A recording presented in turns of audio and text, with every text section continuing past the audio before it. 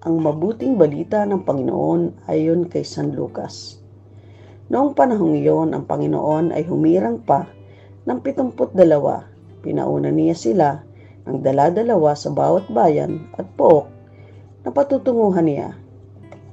Sinabi niya sa kanila, "Sagana ang aanihin, ngunit kakaunti ang mga manggagawa. Idalangin ninyo sa may-ari na magpadala siya ng mga manggagawa sa kanyang bukirin. Humayo kayo. Sinusugo ko kayong parang mga kordero sa gitna ng mga asong gubat. Huwag kayo magdala ng mga alokbukutan, supot o panyapak. Huwag na kayong titigil sa daan upang makipagbatian kanino man.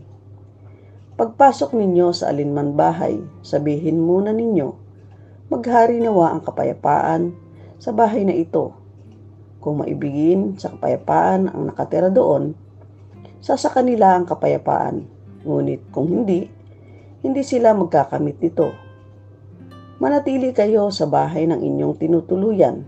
Kanin ninyo at inumin ang anumang idulot sa inyo, sapagkat ang manggagawa ay may karapatang tumanggap ng kanyang upa.